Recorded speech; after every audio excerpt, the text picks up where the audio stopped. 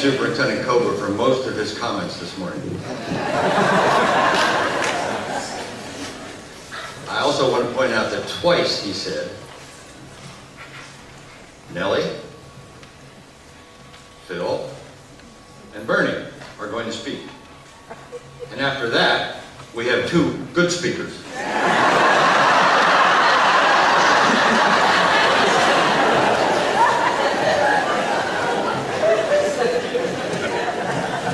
Maybe you say great. So in a few minutes, we'll move from good to great.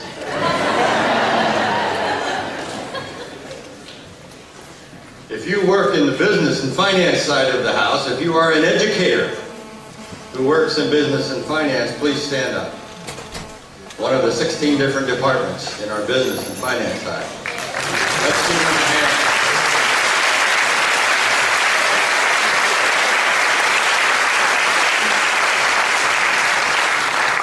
For all of you smart people out there, these are your fellow educators working at San Diego Unified.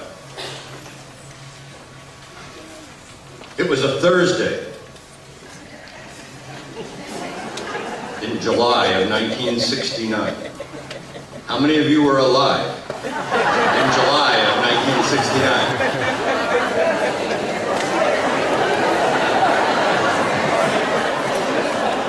Four of us in the entire auditorium. Well, it was a Thursday in July of 1969, and it was our day to hunt. You see, when there's no electricity, there's no running water, and there's no refrigeration, and you live in sun-parched Dahomey, you hunted for meat every week.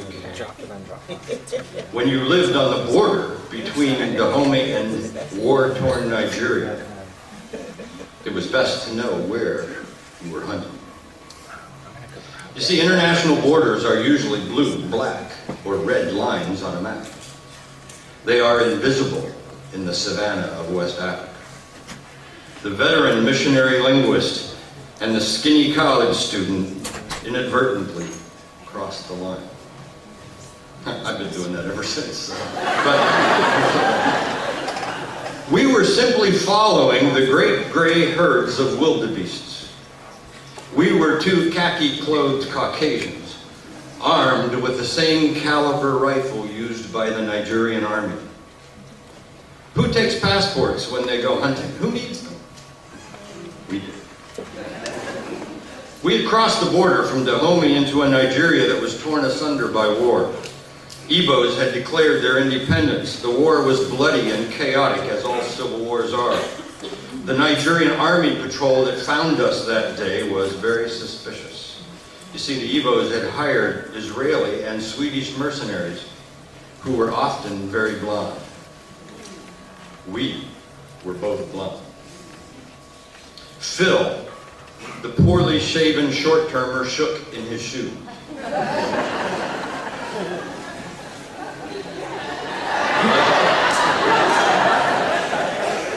Bob, the veteran linguist, cheerfully greeted the patrol in perfect Hausa.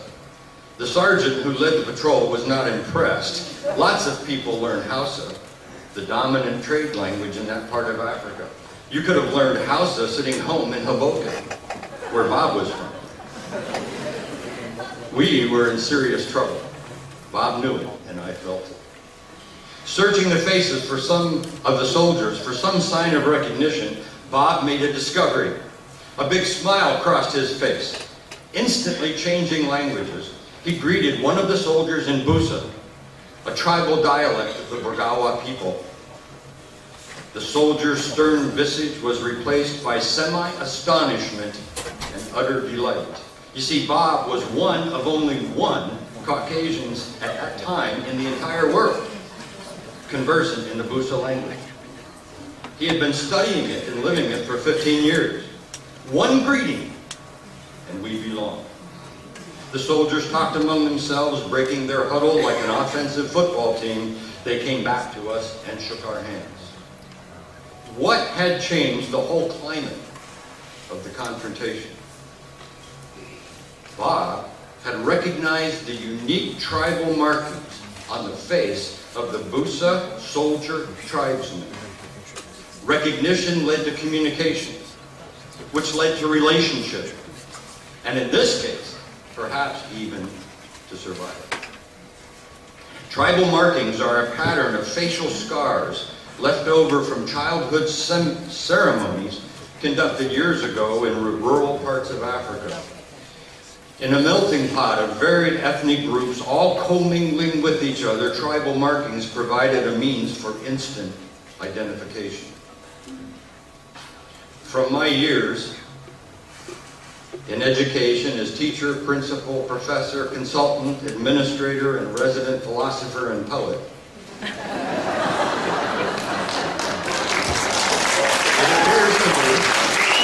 it appears to me, somebody asked me if I was going to read a poem today. I'll have to come up with one quick.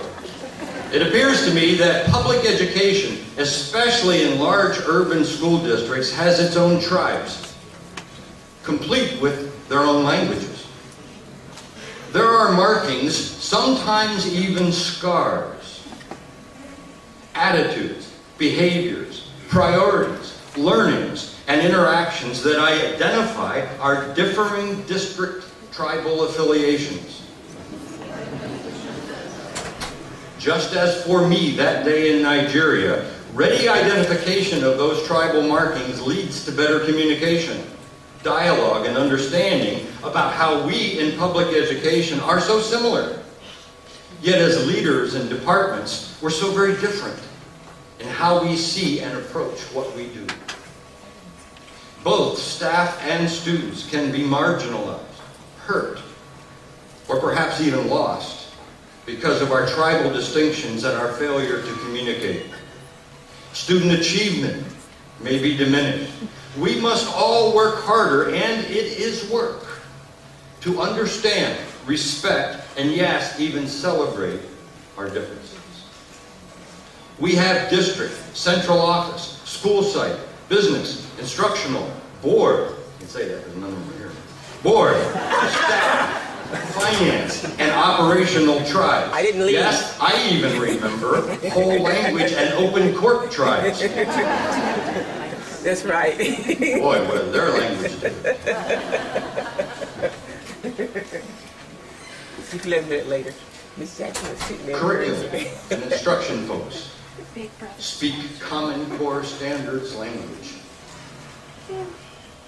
Instructional facilities folks wax eloquent about school building versus school program capacity for students. Finance is fluent in discussing the Mango staff allocation formula. You see, we talk BITSA, OLA, FPC, PPO, SSCs, IEPs. We are an LEA, and we value PLCs and OEs.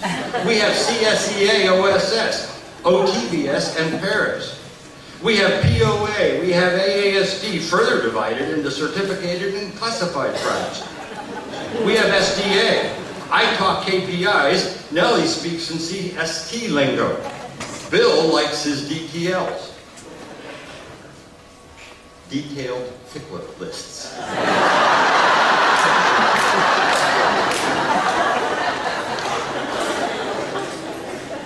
Pretty soon I will be your former deputy.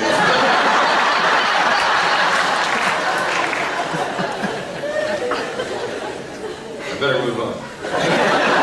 Our brains are all similar, and our minds conjure up widely divergent images that shape our perception of who we are, what we do, and what is important to us. Brain is not the same as mind. The brain thinks. The mind then collects those thoughts into meaningful patterns. The mind records our thoughts on tapes and organizes them into truth. One can make a similar contrast between fact and truth. Facts may be constant, but truths vary, depending on how they are organized by the individual. Facts are not always the yardstick by which truth is measured. Facts rarely exist in a vacuum. They are delivered, debated, discussed, and yes, occasionally distorted. Truth, like mind, is therefore a structure constructed by the individual architect's own unique perspective. This helps explain how individuals can look at the exact same set of facts and come up with very different truths.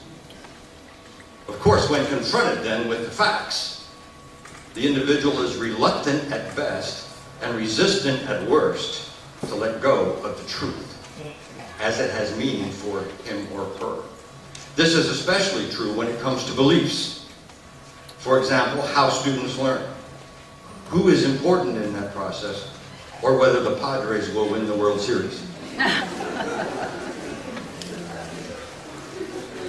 I love to study Mexican history. The account of the appearance of the Virgin of Guadalupe to the poor farmer Juan Diego in 1531 is the fulcrum on which Mexican history pivots. In 1910, the Revolutionary Army of Zapata carried her image into battle. And in the 1960s, Cesar Chavez marched under her banner. Summarizing the importance of her manifestation for those who believe, one author concluded, the question as to whether the apparition did in fact occur is inconsequential. For those who believe, no explanation is necessary. For those who do not believe, no explanation will satisfy. The sum total of all that we are, our experiences, our beliefs, our values, etc., at any given point in our life is our reality. It is not for anyone to critique and convince the other that he or she must change. It is for the individual to assess and take responsibility for his or her own conclusions. When we accept the uniqueness of our own particular perspective, only then are we free to grant another his or her own individuality and identity. Psychologist Gary Michael Durst puts it beautifully. A true friend is one who offers you another view of reality without making yours wrong. When I was a boy, I was fascinated by kaleidoscopes. I still have a kaleidoscope on my desk in my office. You looked through a tube, and a combination of mirrors and tiny bits of brightly colored glass formed amazing patterns. Turning the tube brought many different visual delights, no two of which were ever the same. So it is with identity. Hand a kaleidoscope to someone and watch what happens. The person holds it up and immediately begins turning it, turning and turning, until a beautiful design is manifested that makes sense to the beholder. Then pass it to the next person, and what happens? The same. We are never satisfied to see things as others have. We turn and we turn our life experiences till they make sense to us. It reminds me of a wonderful children's book. Yes, your deputy superintendent for business likes children's literature. I have more Winnie the Pooh ties than any other person in America.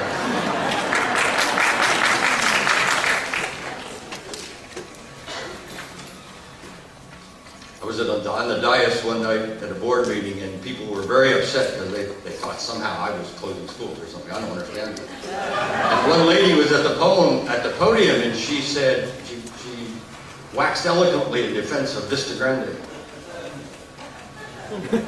And she said, and Mr. Stover, she pointed over at me, and I thought, oh, my daughter loves your tie.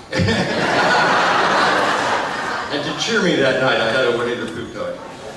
But it reminds me of a wonderful children's book written by Ed Young entitled 7 Blind Mice, in which a strange something by the pond is discovered. This something is checked out by a different mouse on successive days. Each mouse investigates a different portion of the something and determines that it is a pillar, a snake, a spear, a cliff, a fan, and a rope. Finally, a 7th mouse carefully explores the entire something and determines that it is indeed an elephant. We have some elementary teachers, principals here. All right. It is an elephant. The book concludes with a fine mouse moral. Knowing in part may make a fine tale, but wisdom comes from seeing the whole. It is so hard for us to get past our own perspectives to value that of others. In our own Jefferson Elementary School library, I saw a poster with a quote by anthropologist Wade Davis. It said, "The world in which you were born is just one model of reality. Other cultures are not failed attempts at being you. They are unique manifestations of the human spirit." He states, "To acknowledge the wonder of other cultures is not to denigrate our way of life, but rather to recognize with some humility that other peoples, flawed as they too may be, nevertheless contribute to our collective heritage." Ditto for San Diego Unified. With all our tribes and languages, our district's collective heritage and strength is the result of all our collective roles, relationships, and realities. We all need each other. Once we recognize that, we are able to work together for the good of the students. Through all our differing outlooks and tribes, the one great unifier is the student. Now I wrote in here, pause for applause.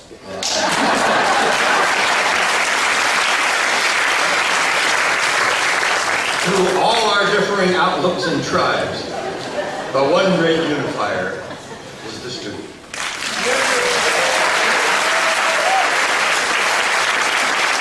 Whether the student lives north or south of 8, is an ELL, has an IEP, or qualifies for FRL, we must rally around him or her as the central unifying focus, especially in this, the most uncertain of school years. Yes, an understanding of tribal markings can make our district a better place. I often wonder if I were an Olympian. Now I have a note here. It says he is met with unbridled laughter from the crowd.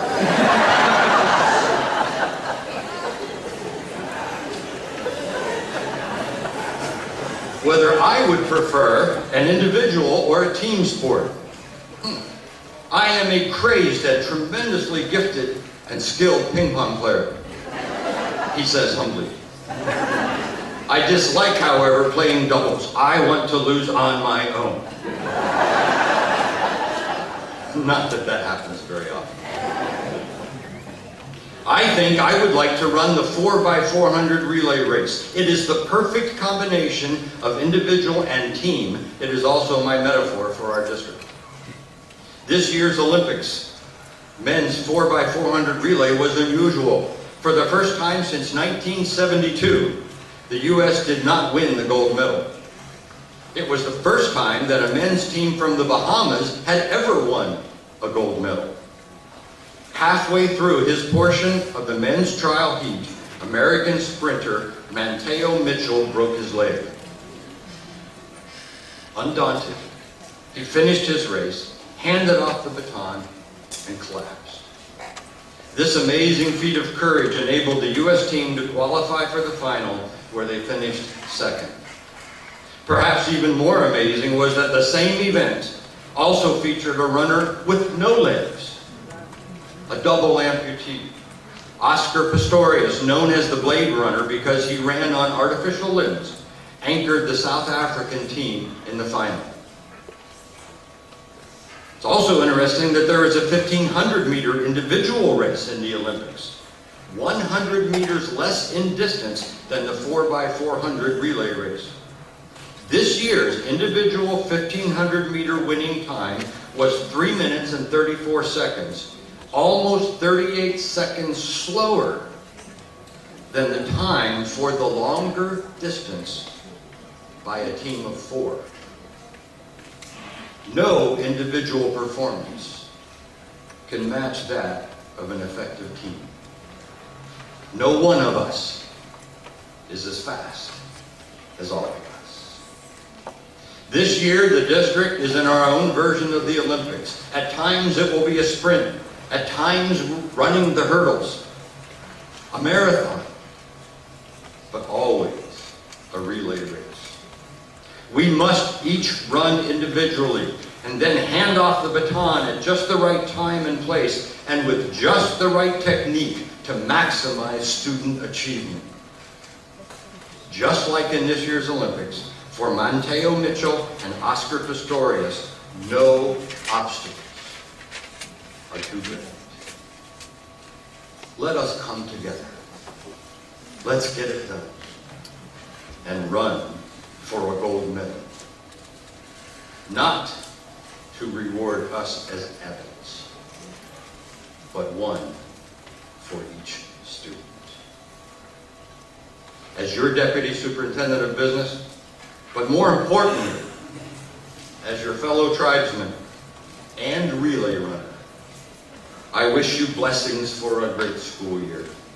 As the Borgawa in Nigeria say, Longudo Mafia. Good morning, and peace be with you.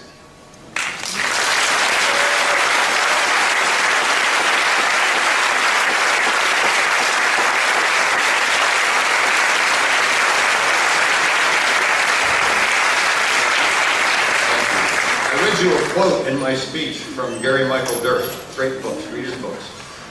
The quote was, "A true friend is one who offers you another view of reality without making yours wrong." I want to introduce to you now a true friend. Bernie Reinerson, our Chief of Staff, has over the years that I've known him now taught me other views of reality different from my own. And I appreciate it so much, although he is normally one. But Bernie comes speak to us, and he is as well a good speaker.